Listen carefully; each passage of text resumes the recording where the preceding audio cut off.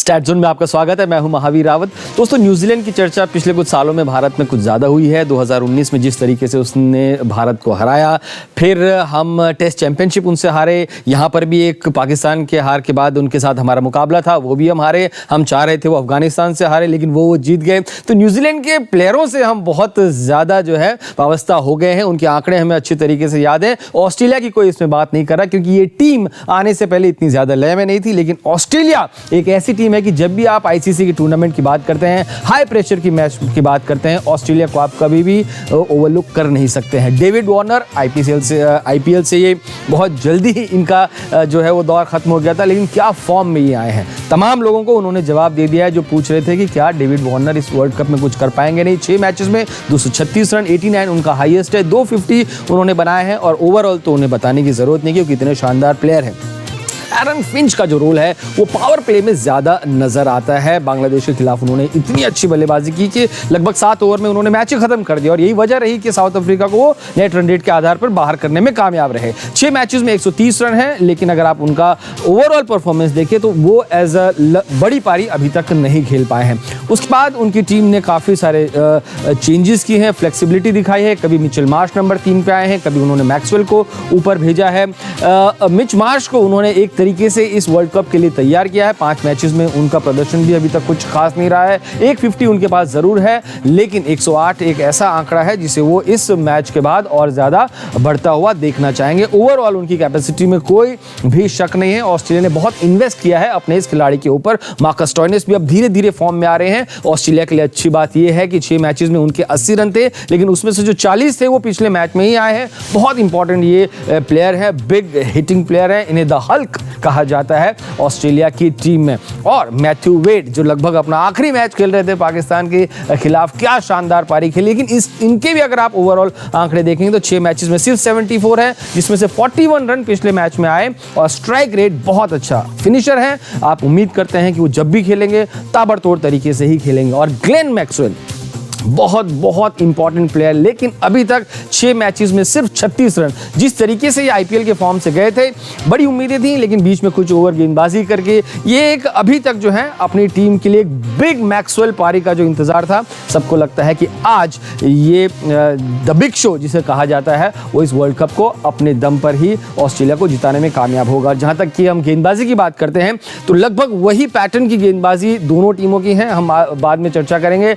Adam Zampa बहुत अच्छे leg spinner हैं। 6 मैचेस में 12 विकेट से बहुत अंडररेटेड हैं। बड़े बड़े नामों में शामिल नहीं होते, लेकिन आप इनका इकोनॉमी देखिए 5.69 का, और बेस्ट 5 for 19, जो बताता है कि इन्हें खेलना इतना आसान नहीं होगा। देखना होगा कि जब अगर ड्यू आती है तो बाद में कैसी गेंदबाजी करते हैं। बहुत इफेक्टिव बॉलर और left arm out and out fast bowler. 6 matches में 9 विकेट, 2 for 21 उनका बेस्ट है। इकोनॉमी रेट उनका ज्यादा है, लेकिन ये उनका स्टाइल है गेंदबाजी का। ये ऐसे बॉलर हैं जो जिस दिन बहुत महंगे साबित हो सकते हैं, या फिर एक ओवर में 2 या 3 विकेट निकालने का ये मादा रखते हैं। उसके बाद उनके जो वर्क हॉर्सेज हैं वो आ जाते हैं। एक है जॉश हेजलवुड। आईपीएल में खेलते खेलते इनको इतना अनुभव हो गया है कि जिसे आप out and out test bowler कहते थे, अब वो बहुत इफेक्टिव T20 बॉलर हो गए हैं। 6 मैचेस में 8 विकेट उनके हैं।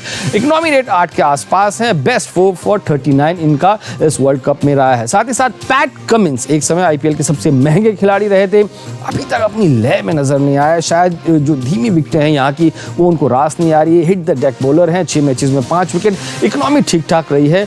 आज इनसे कुछ कमाल की उम्मीद की जा सकती है। तो लगभग हम बात कर रहे थे फिर से द बिग शो मैक्सवेल की। 6 मैचेस में 2 विकेट रहे हैं। इकोनॉमी रेट इनका लगभग 6.5 का रहा है, लेकिन बीच बीच में आके कभी पावर प्ले में, कभी 10 से 12 ओवर के बीच में ये एक आध ओवर निकाल देते हैं। कप्तान की कुछ परेशानियों को ये जरूर कम कर देते हैं। और अगर हम न्यूजीलैंड की बात करें तो न्यूजीलैंड का भी खांचा लगभग वैसा ही है जैसे कि ऑस्ट्रेलिया की गेंदबाजी है। उस पर हम आप चर्चा करेंगे, लेकिन एक छोटे से ब्रेक के बाद। भाई तो मान ही नहीं रही हो। कहा ना, अभी दूसरा बच्चा नहीं करना। क्यों नहीं करना अभी? एक तो घर वालों ने परेशान कर रखा है, और ऊपर से तुम समझती नहीं हो। सुनती हो, पप्पू मिला था। पप्पू कह रहा था कि जब तक हमारी बिटिया 2 साल की नहीं हो जाती तब तक हम दूसरे बच्चे की प्लानिंग ही नहीं करेंगे। क्यों भाई? अरे बच्चों के भविष्य के लिए। कल को बच्चा कितना होनहार होगा ये पहले 2 साल में ही तय हो जाता है। क्योंकि 80% मानसिक विकास तो उसका उसी समय होता है। तभी तो माँ बाप उसके साथ खेलते कूदते हैं, बातचीत करते हैं, उसको कहानी सुनाते हैं। ये चाय क्या ठंडी है भाई? हाँ, दूसरा भी अभी हो गया तो दोनों पे ध्यान कौन देगा? समझ गए चाचा जी। अरे समझ गए, शर्म नहीं आता तुमको? दूसरे के घर का बात सुनते हो। बच्चों में अंतर उनके विकास और माँ की सेहत के लिए जरूरी है। तब तक कंडोम का इस्तेमाल हर बार। बच्चों में अंतर बनाए उनकी लाइफ बेहतर।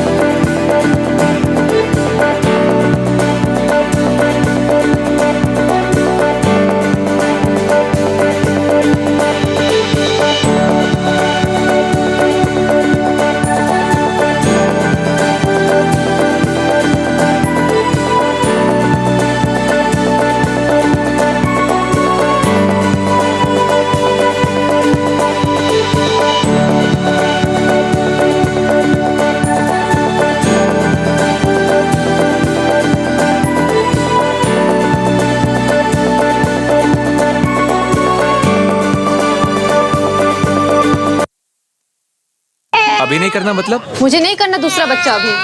अरे पर क्यों नहीं करना, बताओ। आज रेडियो पे बता रहे थे कि पहले और दूसरे बच्चे के बीच अंतर रखना कितना जरूरी है। माँ बस हर 3 महीने में गर्भ निरोधक टीका लगवा ले। पर अंतर काहे रखना है? बच्चों के भविष्य के लिए। आगे जाके बच्चा कितना होनहार होगा ये पहले 2 साल में ही तय हो जाता है, क्योंकि बच्चे का 80% मानसिक विकास इसी समय में होता है। बताओ। सुन बब्बन, हिसाब कब करेगा तू? भाग कर रहा है। तो जरूरी है कि माँ बाप बच्चे के साथ खेले, उन्हें कहानियाँ सुनाएं। दूसरा भी आ गया तो फिर दोनों का ध्यान कैसे रखेंगे, हैं? समझे? समझे। इस उम्र में समझ के क्या कर लोगे? अरे काकी, अब तो हम भी समझ गए। बच्चों के विकास और माँ की सेहत के लिए बच्चों में अंतर जरूरी है। तब तक हर 3 महीने में गर्भ निरोधक इंजेक्शन लगवाएं। बच्चों में अंतर बनाए उनकी लाइफ बेहतर।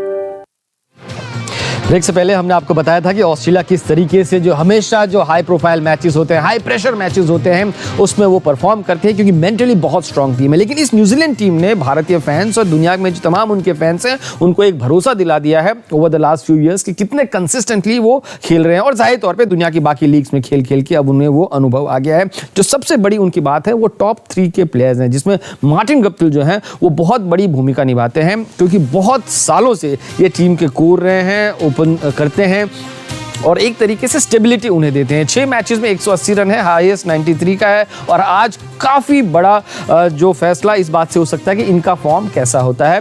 डैरिल मिचेल इनके साथ ओपन कर रहे हैं, लेकिन जो उनसे भी ज़्यादा की खिलाड़ी हैं वो है जो नंबर 3 पर आ रहे हैं, वो है केन विलियमसन। इनकी कोहनी पे बहुत चोट लगी हुई है और जितना ये प्रैक्टिस करना चाह रहे हैं उस प्रैक्टिस में वो नहीं कर पा रहे हैं। लेकिन फिर भी 6 मैचेस में 131 रन है, 40 का इनका हाईएस्ट है। इससे ज़्यादा कि आप उनसे उम्मीद करते हैं। स्ट्राइक रेट उनका 94.24 है और काफ़ी कुछ इनका जो लोड है वो डैरल मिचेल ने अपने ऊपर लेकर रखा है। जब न्यूजीलैंड के ये घरेलू क्रिकेट खेलते हैं तो ये नंबर 5 नंबर 6 पे ऑलराउंडर की भूमिका में है। यहाँ अचानक टीम ने एक थॉट आया कि भैया इनसे ओपनिंग की जाए और क्या परफॉर्मेंस उनका रहा है। 6 मैचेस में 197, 72 का हाईएस्ट और 140 का उनका स्ट्राइक रेट रहा है।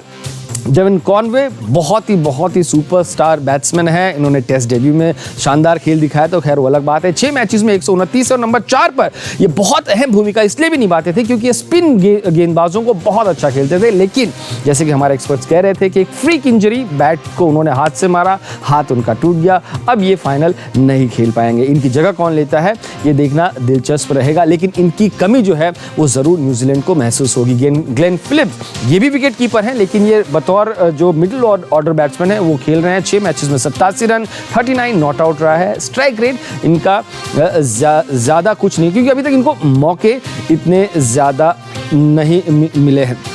और जो एक खिलाड़ी जैसे वहाँ मिचेल मार्श हैं, यहाँ पे जिमी नीशम है। 6 मैचेस में 73, हाईएस्ट 35 का, और ये पारी क्या बताएं वो तब आई जब सबसे ज़्यादा ज़रूरत थी। बिल्कुल इन्होंने अनहोनी को होनी में करके बदल दिया। 173 का स्ट्राइक रेट अगर उस पोजीशन में आके आप बनाते हैं तो you are worth your weight in gold. और अब गेंदबाजी की बात करते हैं, और जैसे हम बात कर रहे थे कि जिस तरीके से ऑस्ट्रेलिया की गेंदबाजी है, लगभग उसी खांचे की गेंदबाज जो है आपको न्यूजीलैंड के खेमे में मिलेंगे।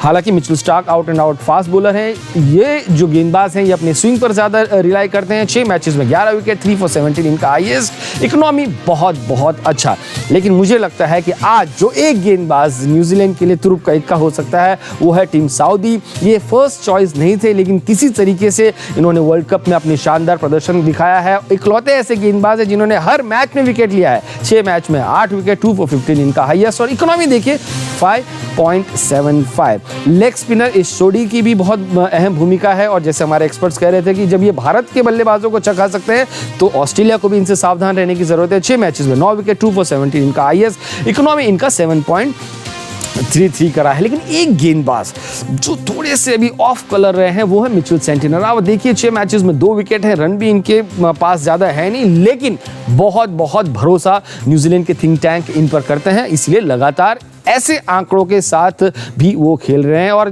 फिर हम बात जिमी नीशम की करते हैं कि किस तरीके से वो एक बहुत इफेक्टिव और बहुत ही इम्पैक्ट प्लेयर हैं। 6 मैचेस में 3 विकेट हैं, लेकिन इनके अलावा एडम मिल्न के आंकड़े हम आपको अभी बता नहीं रहे हैं, लेकिन एडम मिल्न आज जो एक है तुरुप का इक्का साबित होंगे। Out and out fast bowler हैं और बड़े मैचेस के वो प्लेयर हैं। अब चलते हैं हमारे मेन एंकर रमन के पास।